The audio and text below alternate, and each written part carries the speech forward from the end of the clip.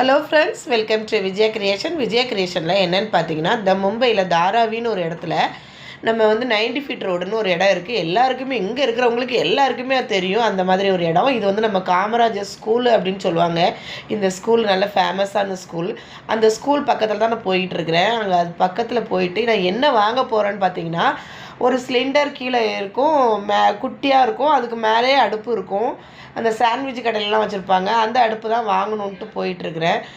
நான் ஒரு வாரத்துக்கு முன்னாடியே இந்த அடுப்பு வாங்கணும்னு ஒரு பிளான் பண்ணிட்டேன்.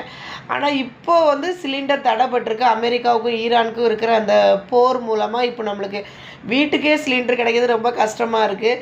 சரி, நம்ம அடுப்பாவது வாங்கி வச்சுக்கிடுவோமே அப்படின்னு சொல்லிட்டு அந்த கடைக்கு போனேன். இது போகிற வழியில் இருக்கிற அந்த கடை. அது கொஞ்சம் அதில் என்ட்ராகிருக்கு அந்த வீடியோ பாருங்கள். அந்த கடைக்கு போயிட்டு சிலிண்டரில் இருக்க அந்த அடுப்பு வேணும் அப்படின்னு சொல்லி கேட்டால் அவங்க அந்த அடுப்பு விற்கிறதையே தடை பண்ணியிருக்காங்க அப்படின்னு சொல்லிட்டாங்க.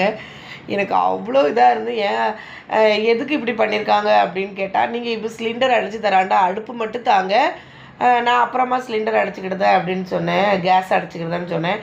அப்போ கூட அந்த அடுப்பு விற்கக்கூடாதுன்னு சொல்லியிருக்காங்க. ஆனாலும் எங்ககிட்ட இப்போ ஸ்டாக் இல்லை அப்படின்ட்டாங்க. இது பார்த்திங்கன்னா, நம்ம ஏரியாவில் இருக்கிற, நம்ம சுற்று வட்டாரம் இருக்கிற தாராவியோ கல்யாண் வரைக்கும் இருக்கிறவங்க பூரா தமிழ் மக்களும் விளக்கு அந்த மாதிரி எல்லா ஐட்டங்களும் இந்த பாத்திர கடையில் கிடைக்கும். நம்ம ஊர் கிளாஸு தட்டு, நம்மளோட கலாச்சாரத்துக்கு தகுந்த மாதிரி இருக்கிற உருளி, பானை, இட்லி சட்டி, வியாபாரத்துக்காரங்களுக்கு இட்லி சட்டி எல்லாருமே இங்கே எடுப்பாங்க.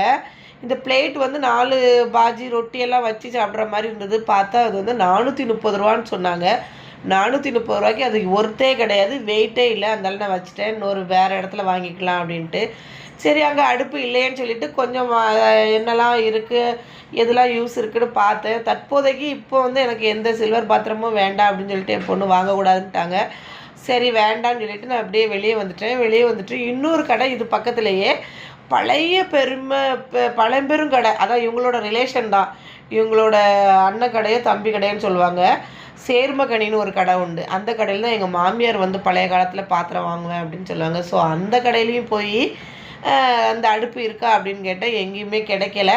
கோயிலுக்கு கொடை வருது ஏப்ரல் மாதம், அதுக்கு பொங்கல் விடுறதுக்காக அந்த அடுப்பு வாங்கணும்னு சொல்லிட்டு நான் பிளான் பண்ணி இப்போ வாங்கணும்னு நினச்சி போகிற நேரத்தில் சிலிண்டரே தடை பண்ணிட்டாங்க. சரி, இந்த போர் எப்படி ஒரு 10 நாளையில் முடிஞ்சிடும், அதுக்கப்புறமா ட்ரை பண்ணலாம் அப்படின்னு சொல்லிட்டு நான் வந்துட்டேன். யாராவது நம்ம திங்ஸ் வாங்கணுன்னா இங்கே போகலாம். ஆனால் இந்த சிலிண்டர் அடுப்புலாம் இப்போ எல்லா இடத்துலையுமே எதுலேயுமே கிடைக்காது. ஸோ ஒரு குட்டி தகவல். தேங்க்யூ.